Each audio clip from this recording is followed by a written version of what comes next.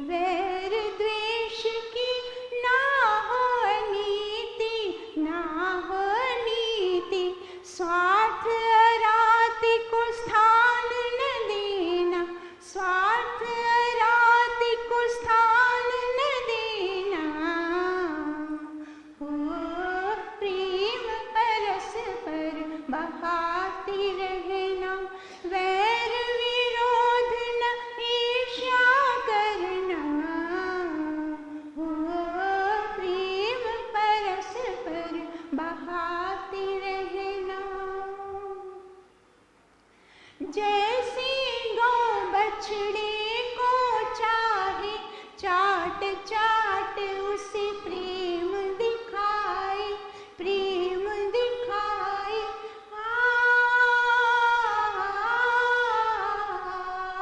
निज संतान को प्रीत सिखाए, अभिलाषा उत्साह बढ़ाए। निज संतान को प्रीत सिखाए, अभिलाषा उत्साह बढ़ाए, उत्साह बढ़ाए। बिन कारण उन्हें सजा न देना, बिन कारण उन्हें सजा न देना।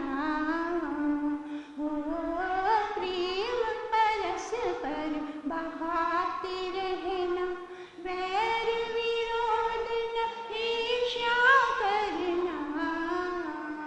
हो प्रेम परस्पर बहाते रहना।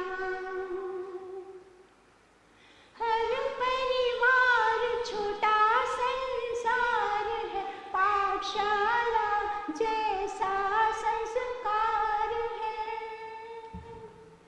हर परिवार छोटा संसार है, पाठशाला जैसा संस्कार है। आहा हा हा हा हा हा।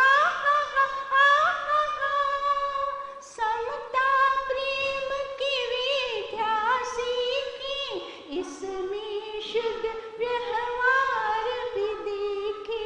समता प्रेम की विद्या सीखी, इसमें शुद्ध व्यवहार भी देखी।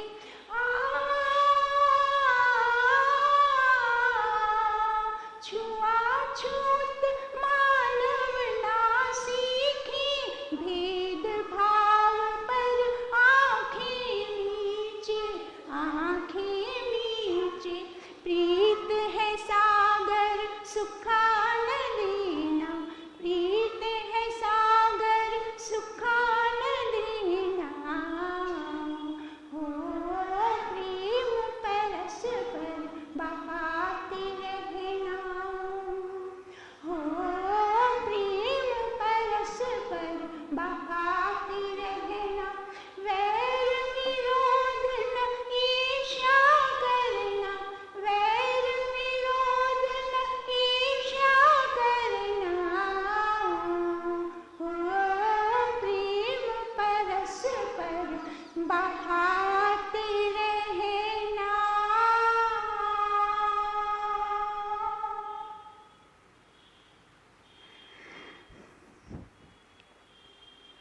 शास्त्रीय संगीत पर आधारित यह बड़ा सुंदर और थोड़ा कठिन भजन। हाँ, तो ये कौन से राग पर है? राग जय जयवंती। पक्के राग, शास्त्रीय संगीत के जो राग होते हैं, ये पक्के राग का भजन है, राग जय जयवंती का, बड़ा सुंदर। और ये जो है अथर्ववेद के मंत्र का पूरा भजन में उसका अर्थ है। तो अभी हम वो अथर्ववेद का मंत्र भी करेंगे, पर प्रथम भजन के सरल भाव को थोड़ा हम समझ लेते हैं, तो फिर मंत्र भी आसानी से हमें समझ आ जाएगा। तो फिर क्या बताते हैं इसमें? क्या बता दिया प्रथम कि प्रेम परस्पर बहाते रहना, परस्पर प्रेम, ये विषय ही ऐसा है आज का। तो क्या बता रहे हैं? परस्पर एक दूसरे के प्रति प्रेम की निश्चल धारा बहाते रहना। कभी भी प्रेम को सागर, प्रेम के सागर को सूखने न देना। जैसे नदी होती है ना, नदी कैसी होती है, हमेशा निरंतर बहती रहती है। तो जब मनुष्य की हृदय में प्रेम की धारा, निश्चल पवित्र स्वच्छ धारा बहती रहती है ना, तो उससे पता है क्या होता है, उससे यह लाभ होता है जो दूसरी पंक्ति में बता दिया, वैर विरोध न ईर्ष्या करना। तो जैसे हम देखते हैं नदी बहती है तो रास्ते में जो कूड़ा करकट पदार्थ, जो भी कचरा पड़ा होता है, क्या करती है, उसको साथ लेके जाती है, बहा देती है, आगे जाके फेंक देती है। तो बस ये जो मनुष्य के अंदर प्रेम का सागर, प्रेम की धारा, निश्चल अविरल निरंतर धारा जब बहती रहती है ना, तो ये जो एक दूसरे के प्रति मनुष्य को वैर भाव, द्वेष, अभिमान आदि ये जितने भी अस्वच्छ जो विकार हैं, जो त्रुटियां हैं, जो कूड़ा करकट है, कचरा है, उस कचरे को प्रेम की धारा बहा ले जाती है। आप सोचिए, मन में आप सच सोच के देखें, जब आप अपने संतानों को प्रेम करते हैं तब आपको उनके प्रति कोई भी वैर विरोध द्वेष ईर्ष्या रहता है, अभिमान रहता है? बताएं। जब संतान के लिए, परिवार के प्रति हमारे अंदर प्रेम होता है तो क्या हम उनसे ईर्ष्या, वैर भाव, द्वेष, अभिमान ये कर पाते हैं? बस नहीं कर पाते ना। तो ये सीधी सीधी बात है, जब प्रेम का भाव मनुष्य के अंदर उत्पन्न हो जाता है तब वो मनुष्य किसी के साथ वैर भाव कर ही नहीं पाएगा। उसको वो करना चाहेगा तो भी नहीं हो पाएगा, हो ही नहीं पाएगा, ये बात संभव ही नहीं है। प्रेम और वैर विरोध, प्रेम और द्वेष ये दोनों एक दूसरे के विरोधी हैं। जैसे एक म्यान में दो तलवार नहीं टिक सकती, वैसे प्रेम है सच्चा पवित्र निस्वार्थ निश्चल प्रेम है, वहाँ राग द्वेष ईर्ष्या अभिमान नफरत घृणा ये कुछ टिक ही नहीं सकते। इसीलिए वेद ने इतनी सुंदरता से बता दिया कि एक दूसरे के प्रति प्रेम भाव रखो, प्रेम करो। हाँ, तो फिर आगे क्या बता दिया, भाव भिन्न भिन्न भिन्न भिन्न रस्ते, प्रेम से रहे हम गाते हंसते। अब क्या बता दिया, भाव भिन्न भिन्न भिन्न भिन्न रस्ते। अब प्रेम तो हृदय में उत्पन्न करना है, पर प्रेम हृदय में उत्पन्न कैसे हो? अगर भाव भिन्न भिन्न है, रस्ते अलग अलग हैं, धर्म की, हम देखो धर्म की भिन्नता आ गई है ना परिवारों में। आगे यहाँ परिवारों की बात बताई ना, माता पिता का आसन लाओ, मन में बिछाकर उनको बिठाओ, पति पत्नी की वाणी मधुर हो, संग सहयोग से हृदय सजाओ, भाई भाई बहनों बहनों में वैर द्वेष की ना हो अनीति, स्वार्थ अराती को स्थान न देना। बताइए, ये सारी बातें क्या पारिवारिक बातें हैं? परिवार में आज परिवार, आज समाज में सबसे बड़ी जो विकट समस्या है वो समस्या है एकल परिवार, परिवारों का टूटना। परिवार टूट रहे हैं ना, परिवार एक नहीं हो रहे। माता पिता से बेटा अलग हो जाता है, विवाह करता है, पत्नी को लेके चला जाता है। ये माता पिता के लिए सबसे बड़ी दुखद घटना होती है। दुख, सबसे अधिक दुख माता को होता है, अरे मेरा बेटा घर से जा रहा है, उसको बहुत दुख होता है। तो ये विकट परिस्थितियां हमारे आज समाज में हर घर में दिख रही हैं। बेटा विवाह करके पत्नी को ले जाता है अलग रहने के लिए, माता पिता अकेले रह जाते हैं, और फिर जब वो जो माता पिता बने पति पत्नी, उनकी जब संतानें होती है वो संस्कारहीन होती है, क्योंकि उन्होंने तो देखा ही नहीं। देखो, बच्चा देख के अधिक सीखता है, बोलने से वो कम सीखता है। आप उसको बोल के सिखाओगे तो वो कम सीखेगा, पर आप जो करोगे, करके दिखाओगे, उससे बच्चे के ऊपर, संतान के ऊपर अधिक संस्कार पड़ जाते हैं। तो आज के संतानों ने अपने माता पिता को दादा दादी के साथ प्रेम व्यवहार सम्मान आदर, कैसे उनका कहना मानना, कैसे उनकी आज्ञा का पालन, वो तो कुछ हमने दिखाया ही नहीं उनको। हम तो अपनी पत्नी को लेके अलग रहने चले गए, वहाँ संतान उत्पन्न हुई, उनको हमने कोई संस्कार नहीं दी। दादा दादी होते हैं, उनको संस्कारों से जोड़े रखते हैं। दादा दादी का परम कर्तव्य पहला क्या होता है, उनको अपने बालकों से भी अधिक अपने पौत्र पौत्रियों को प्रति अधिक स्नेह होता है, और वो स्नेह पूर्वक इतनी स्नेह में कहानियों के माध्यम से उनको इतनी सुंदर शिक्षा देते हैं, तो बालक का जो नींव होती है वो नींव संस्कार वाली बन जाती थी। पहले क्या होता था, यही होता था। इसीलिए सब माता पिता को कुछ अधिक पुरुषार्थ नहीं करना पड़ता था। माता पिता अपने कार्य करते, दादा दादी पोते पोतियों को अच्छे संस्कार दे देते। आज ये प्रथा ही हमने तोड़ दी, ये परंपरा हमने तोड़ दी। हमें अलग रहना है, हमें माता पिता के साथ नहीं रहना। तो जब माता पिता से अलग रहेंगे तो हमारी जो संतान है वो संस्कारहीन हो गई है। फिर जब बच्चे बड़े हो जाते हैं तो सिर पीटते हैं, बच्चे हमारा कहना नहीं मानते, एक बात उनकी नहीं मानते। वो एक बात कहेंगे तुरंत ना, उनके मुंह पे ना ही होती है, ना हम ऐसा नहीं करते, हम ऐसा नहीं मानते, हमें ये नहीं पसंद। बात वही उनकी माता पिता की बात काटना उनका परम धर्म जैसे हो गया। क्यों? क्योंकि ये नींव हमने मात्र धन कमाने में, स्वार्थ में, आज क्या मंत्र यही बता रहे हैं ना, स्वार्थ रहित प्रेम। परिवार में प्रेम कैसा होना चाहिए? आज माता पिता भी क्या हो गए हैं, स्वार्थी। वो सोचते हैं हम अपने संतान को पाल पोस के बड़ा किया, बुढ़ापे में हमें ये सहारा देंगे। और फिर संतान भी स्वार्थ के वश, जब उनको, वो भी अपने माता पिता से स्वार्थ से जुड़ी होती है, जब उनका जरा सा भी स्वार्थ बंद हो जाता है, बस ये रिश्ता टूटा। क्योंकि स्वार्थ से सिद्ध थे ना सारे रिश्ते, माता पिता का भी और संतानों का भी एक दूसरे में। इसीलिए क्या बता रहे हैं, परस्पर प्रेम। जब परस्पर एक दूसरे के प्रति बिना स्वार्थ के रिश्ते होंगे, तब वो रिश्ते अंत तक वो रिश्ते निभ जाते हैं, पहले जैसे निभ जाते थे। हमारे बड़ों ने यही किया, स्वयं अपने माता पिता से जुड़े रहे और हमें भी उनसे जोड़ना सिखाया, तो हमने भी वही किया।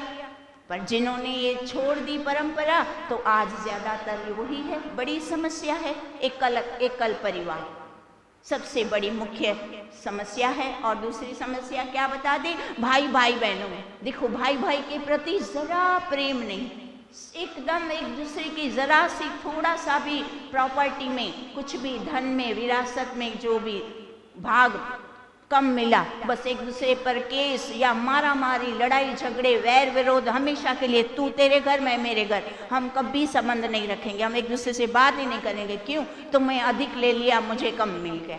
बस ये छोटी सी बात। हमारे बड़ों ने, हमारे इतिहास ने, हमारे राम ने क्या सिखाया? देखिए कैसे थे भाई का प्रेम। भाई का प्रेम सीखना है तो ये राम का इतना सुंदर दृष्टांत। सारे भाई राजगद्दी को फुटबॉल के बॉल की तरह पैर से लात मार रहे हैं। राम कहता है मुझे नहीं चाहिए गद्दी, भरत कहता है मुझे नहीं चाहिए गद्दी, लक्ष्मण कहता है मुझे नहीं चाहिए, मैं तो भैया के साथ वनवास में जा रहा हूँ, मैं तो वन में जाऊंगा, मैं भाई के साथ जाऊंगा। भरत कहता है मैं जाके जंगल में वन में कुटिया लगाऊंगा, मुझे गद्दी नहीं चाहिए। ये है भाइयों का प्रेम, ये है हमारे संस्कार, हमारे भारतीय संस्कार। परिवारों में हमने परिवारों को जोड़ा ही नहीं, धन कमाने के पीछे लग गए। धर्म की अलग अलग भिन्नता, आज कितनी समस्या है धर्म भिन्नताओं की। पति एक जगह आ रहा है, पत्नी दूसरी जगह जा रही है, संतान तीसरी जगह जा रही है। बताइए कैसे एक होंगे? धर्म का ही भिन्नता है। तू इसको मानता है, मैं इसको मानती हूँ। बच्चे कहते हैं अच्छा आप दोनों लड़ मरते हो, मैं तो तीसरे को ही मानूंगा, कर लो बात ही खत्म। तो ये जब धर्म की भिन्नता रही है, फिर परिवार में दूसरी समस्याएं तो और भी अनेक होती है। फिर किसी भी बात में एक दूसरे के विचार ही नहीं मिलते। जब विचार नहीं मिलते, प्रेम ही नहीं है, विचार नहीं मिलते, और फिर ये वैमनस्यता, वैमनस्यता फिर प्रारंभ हो जाती है। प्रीति तो कहाँ गायब हो गई, फिर आपस में परिवारों में ही द्वेष, भाई भाई में द्वेष, भाई बहनों में द्वेष। तो ये इस तरह से बता रहे हैं कि भाई भाई में कभी द्वेष नहीं करना, माता पिता को भी कभी भी छोटी छोटी बातों में टोका टोकी नहीं, समय के अनुसार, समय के अनुरूप छोटी छोटी बातों में उनको बहुत टोका टोकी न करके थोड़ी लिबर्टी अर्थात थोड़ा सा ढीलापन, तो उससे क्या होगा, जब बड़ी बात है तब आप डंडा उठा सकते हैं, क्योंकि उनको पता है हाँ कोई छोटी छोटी बात में तो हमारे माता पिता कोई दखल अंदाजी नहीं करते, पर ये शायद बहुत गलत मैं कर रहा हूँ, बहुत बड़ी बात है इसीलिए बोल रहे हैं, इसीलिए वो सुनने को भी तैयार हो जाते हैं। वो सोचते हैं हाँ छोटी छोटी बात में तो बेचारे हमें कुछ कहते नहीं, ये हम गलत है, इसीलिए वो हमारी बात सुनेंगे और अपना रास्ता मोड़ लेंगे। तो इस तरह से माता पिता की भी बात बताई कि माता पिता को भी दुराग्राही, हठाग्राही, अभिमान से नहीं, मैं बड़ा, ठीक है आप बड़े तो हैं, पर बड़प्पन मात्र उम्र से नहीं होता ना, विचारों से, सहन शक्ति, तपस्या, क्या कैसे एकता, कैसे परिवार को जोड़े रखना, ये भी सारा बड़प्पन होता है ना। तो इस बड़प्पन को भी हमें विकसित करना है, बड़ों को भी अपने बड़प्पन को विकसित करके अपने परिवार को जोड़े रखना, छोटी छोटी बातों को नज़रअंदाज, जिसको कहते हैं इग्नोर, जस्ट इग्नोर इट, छोटी छोटी बातों को ध्यान न देके, महत्व न देके, ठीक है कोई बात नहीं, पर जब बड़ी बात आए तब वो बच्चे भी तुरंत आपके लाइन पे आ जाएंगे। तो इस तरह से बहुत सुंदर सुंदर बातें बताई और अंत में क्या बताया कि हर परिवार छोटा संसार है, जैसा ये हमारा परिवार, इस परिवार में ही नींव बनती है, प्रत्येक मनुष्य का निर्माण होता है, एक दूसरे से सामंजस्य कैसे बिछाना, प्रेम पूर्ण व्यवहार कैसे करना, एक दूसरे के कर्तव्य दायित्व को समझना, एडजस्टमेंट करना, कोऑपरेट अर्थात सहयोग, हर प्रकार से एक दूसरे को सहयोग। जब परिवार में ये सारी बातें, सारे गुण सीखते हैं, तब वो जब वही मनुष्य बाहर निकलता है तो वो अपने कार्य क्षेत्र में और जहाँ जहाँ समाज में वो जहाँ जाता है वो इन गुणों के सहित जाएगा और फिर इन गुणों से सबको लाभान्वित करेगा। इसीलिए ये जो परिवार है वो संस्कारों के निर्माण का बहुत बड़ी पाठशाला, प्रथम पाठशाला मनुष्य की, बालक की परिवार होता है। इसीलिए परिवारों को अधिक धन के ऊपर कम ध्यान कमाने और परिवार को एकता और संस्कार देना। आप देखिए जिस परिवार के संतान ठीक नहीं है, एक नहीं है और बुरे संस्कार वाली है, वो गृहस्थ आश्रम सफल नहीं कहलाता। ये गृहस्थ आश्रम की असफलता है। इसीलिए संतानों को जोड़ें, उनको संस्कार दें, उनको छोटी छोटी प्रार्थनाओं में छोटे छोटे स्वाध्याय करना सिखाएं, सत्संग में लाएं, उनको जोड़ना है। अब हम मंत्र करेंगे क्योंकि हमारे पास फिर समय कम रह जाएगा। तो अथर्ववेद का मंत्र है ओम सहृदयम सामनस्यम अद्वेषम कृणोमि वह अन्यो अन्यम अभिहर्यत वत्सम जातमि वाधन्या। अथर्ववेद का मंत्र है और तीसरा विभाग 30 उसकी सूक्ति है और प्रथम मंत्र है। अब इसका प्रथम हम शाब्दिक अर्थ करते हैं। इस मंत्र का विषय पता है क्या है?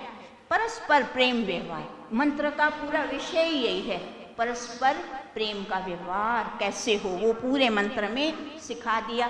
तो क्या बता दिया? प्रथम शब्द कौन सा आया? सहृदयम, अर्थात एक हृदयता। सारे सद्गुणों का मूल पता है कौन सा गुण है? ये सहृदयता। सहृदयता अर्थात हृदय के अंदर एक जैसी प्रेम भावना। जैसे मैं आप सबको प्रेम करती हूँ, मेरे मन में क्या भाव है? सारे मेरे भाई बहन बंधु मेरे हैं, तो मेरे मन में जो प्रेम भावना है तो सामने भी वही प्रेम भावना। परस्पर, यहाँ मंत्र क्या सिखा रहा है? परस्पर। तो मेरे मन में जो ये प्रेम की भावना है तो सामने वाले के मन में भी वही प्रेम की भावना उत्पन्न होनी चाहिए, तभी वो प्रेम आगे बढ़ पाएगा, निरंतर उसकी धारा चल पाएगी। तो परस्पर, तो सहृदयता, एक जैसा, हृदय में भाव हमारे एक जैसे हो। जैसे मेरे हृदय में शुभ, अच्छे, हितकर, सबका हित करने वाले भाव हैं, तो हम सबके अंदर भी सबके हित करने के प्रेम पूर्ण भाव होने चाहिए। उसको कहते हैं सहृदयता। फिर दूसरा कौन सा शब्द आया? सामनस्यम। सामनस्यम, एक मनता।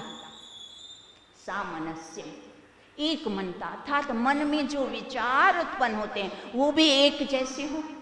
जैसे मेरे मन में सबके प्रति हित के, भले के, प्रेम के, सहयोग के ये सारे भाव उत्पन्न होते हैं, सामने वाले के मन में भी वैसे ही भाव, एक मन जैसे, एक जैसा, मन में एक भाव, अलग अलग उल्टे भाव नहीं। एक के अंदर तो अच्छे प्रेम वाले भाव हो और दूसरे के अंदर छल, कपट, द्वेष, अभिमान हो। बताइए बात बनेगी? बनेगी? और बनेगी तो कब तक बनेगी? उसका अंत आ जाएगा ना। इसीलिए अंत नहीं लाना, परस्पर हमारा प्रेम, सबका प्रेम, सहयोग एक दूसरे के प्रति हमेशा आखिरी श्वास तक, और आखिरी श्वास तक नहीं, उसको आगे ले जाके अपनी पीढ़ियों तक ले जाना। तो इसीलिए क्या बता दिया? सहृदयता और एक जैसा मन, मन की भी एकता एक जैसी हो। फिर तीसरा शब्द कौन सा आया? अविद्वेषम, अर्थात निर्वैरता, एक दूसरे के प्रति द्वेष कभी ना हो। हम यहाँ रोज जो मंत्र बोलते हैं ना सत्संग के पहले, जब हम कक्षा प्रारंभ करते हैं तो कौन सा मंत्र बोलते हैं? सहनावतु सहनौ भुनक्तु सहवीर्यम करवावहै। उसमें क्या होता है? द्वेष की बात है, हम आपस में एक दूसरे के प्रति कभी द्वेष ना करें, चाहे कुछ हो जाए, द्वेष नहीं करना।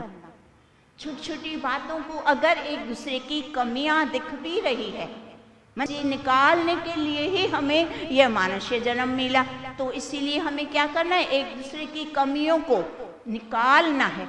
तो आगे क्या बताते हैं? द्वेष। इसीलिए एक दूसरे से द्वेष नहीं करना, जो जैसा है उसका प्रेम पूर्ण उसके द्वेष को हटाने का, अच्छी तरह से उसको नीचा दिखाने के लिए हमें कभी कुछ नहीं करना। अगर हमें सामने वाले का, परिवार का, पड़ोसी का या किसी का भी दोष दिखता है, हमारा कर्तव्य बनता है उसको प्रेम पूर्ण समझा के, ये ऐसा आप करते हैं ना भैया, बेटा ये ठीक बात नहीं है, इससे आपको हानि होगी। बस इस तरह से उनको अकेले में समझा के तो उनका वो दोष निकल जाएगा। तो हमें इस तरह से दोष एक दूसरे का निकालना है, पर द्वेष नहीं करना। और फिर क्या बता दिया? कृणोमि, अर्थात मैं करता हूँ। ईश्वर बोलता है मैं करता हूँ, कृणोमि वह तुम्हारे लिए। क्या बता दिया प्रथम पंक्ति में? सहृदयम सामनस्यम अद्वेष्यम कृणोमि वह। परमात्मा कहता है मैं तुम लोगों के लिए आदेश करता हूँ। क्या आदेश करता हूँ? कि आप लोग आपस में एक दूसरे के प्रति परस्पर सहृदय बने और एक जैसा मन, एक जैसे भाव करें और एक दूसरे के साथ कभी भी द्वेष ना करें, वैर विरोध, अभिमान आदि ना करें। ये प्रथम पंक्ति में ईश्वर ने हमें आदेश दिया। फिर दूसरी पंक्ति में क्या बताते हैं? अन्यो अन्यम, अर्थात एक दूसरे को, अभिहर्यत, अर्थात सब ओर से, वत्सम, अर्थात बछड़े को, जातमी, अर्थात उत्पन्न हुए, गौ क्या बछड़ा जो उत्पन्न होता है, जातमी। फिर क्या आखिरी शब्द आया? वाधन्या, अर्थात न मारने योग्य। गौ को क्या बता दिया? मारने योग्य नहीं है वो। हाँ, तो इस तरह से हमने शाब्दिक अर्थ कर लिया। तो क्या बता दिया? अन्यो अन्यम, एक दूसरे को सब ओर से प्रेम करो, सहयोग करो। देखो कुछ लोग क्या बोलते हैं? शाब्दिक प्रेम, लुखा, जिसको कहते हैं सिंपल भाषा में लुखा प्रेम। हाँ हाँ हाँ बेटा, हाँ बेटा, हाँ ठीक है, हाँ हाँ हाँ हाँ, अच्छा, नमस्ते नमस्ते, बस बात खत्म। मतलब शाब्दिक प्रेम तो है, शब्दों से प्रेम जता दिया, पर किसी भी प्रकार का सहयोग नहीं करना ना। बस मैंने प्रेम से बोल दिया ना, हाँ बस, और क्या करूँ, इतना तो मीठा, अच्छे से नमस्ते बोला, अच्छे से पैर भी छुए, बात खत्म। तो कहते हैं ना, ऐसा नहीं, वो तो शाब्दिक प्रेम है, ठीक है, वो तो करना ही करना है, पर उसके आगे की क्या बात बताते हैं? कि सब ओर से, सब ओर से अर्थात उसके हर एक, उसमें जो जो खूटता है, धन की कमी है, धन का सहयोग करो, विद्या की कमी है, विद्या का सहयोग करो। शरीर में शक्ति कम है, शारीरिक उसको सहयोग दो, उसको समय चाहिए, समय दे दो। हर तरह से एक दूसरे को सहयोग करना, वो बता रहे हैं कि आप लोग अन्योन्य एक परस्पर एक दूसरे को सहयोग करो। और सहयोग भी कैसा? सब ओर से, मात्र एक तरह से नहीं, चारों ओर से सब अच्छी तरह से सोच समझ के जिसमें जो अभाव, वो उसको अभाव को दूर करना, वो कहते हैं कि सब ओर से। फिर क्या बता दिया? तो वो कैसे? तो कितना सुंदर दृष्टांत दिया। क्या बताया? वत्सम जातमी वाधन्या, जैसे गौ अपने बछड़े को प्रेम करती है। पूरे संसार में जो प्राणी जगत है ना, सबसे विशिष्ट प्राणी गौ माता है। इसीलिए उसके लिए क्या बता दिया? अंत में बताया उसको वो मारने योग्य नहीं है, उसको मारना नहीं। और उसमें कितने गुण है, पशु होते हुए भी वो अपने बछड़े से कितना निश्चल निस्वार्थ प्रेम करती है। वो क्या करती है? अपना सारा कुछ आपा अभिमान और ऐसा छोड़ के उस गंदे, जब गर्भ से बछड़ा उत्पन्न होता है तो पूरा खून में और वो सब में लथपथ होता है, अपनी जीभ से उसको पूरा चाटती है। गौ का क्यों दृष्टांत दिया? पूरे जीभ से उसको पूरा अच्छे से चाट के एकदम स्वच्छ निर्मल पवित्र कर देती है। और मात्र पवित्र करके छोड़ नहीं देती, फिर पवित्र किया, पूरा उसको चाटा, स्वच्छ किया, निर्मल किया, फिर उसको अपनी शक्ति से खड़ा करती है और अपना उर्वर शक्ति वाला तेज वाला दूध पिलाती है। स्वच्छ करके साफ करके दूध पिलाती है। अर्थात गौ, जैसे गौ अपने बछड़े से रहती है, आप भी एक दूसरे से गौ के बछड़े की तरह प्रेम करो। अर्थात देखो, प्रेम की परिभाषा इतनी सुंदरता से हमारे वेदों का क्या कहना, क्या वेद रचे ईश्वर ने, क्या दृष्टांत छोटी सी 2 पंक्तियों में पूरे जीवन की परिभाषा बता दी। आपको कैसे एक दूसरे से प्रेम करना है, गौ के बछड़े की तरह।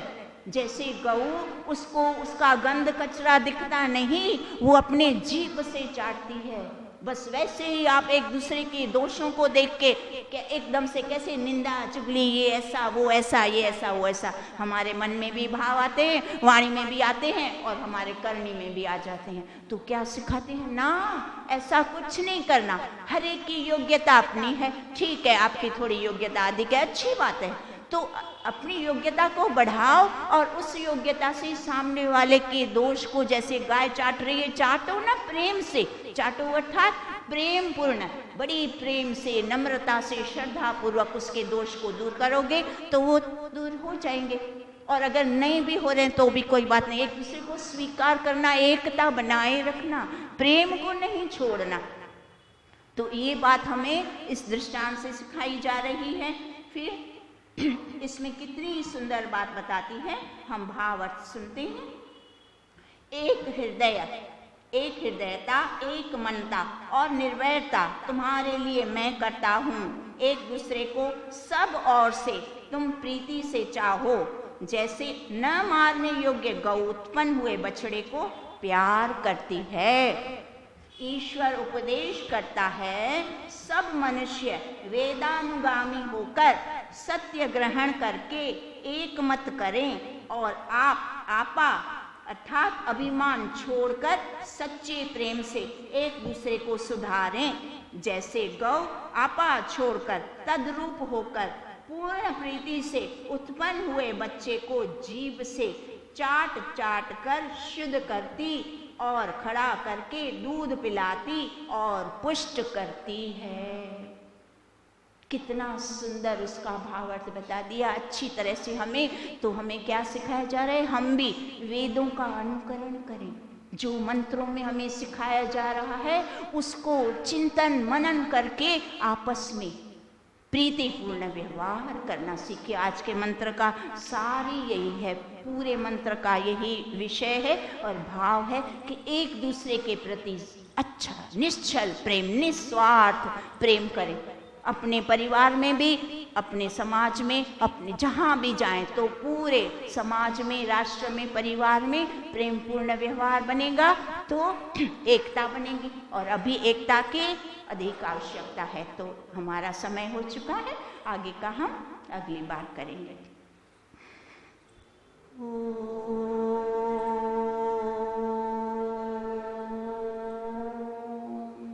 द्यौ शान्तिरन्तरिक्षं शान्ति पृथिवी शान्ति रापः शान्ति रोषधयः शान्ति वनस्पतयः शान्तिर्विश्वे देवा शान्ति ब्रह्म शान्ति सर्वं शान्ति शान्तिरेव शान्ति सामा शान्तिरेधि।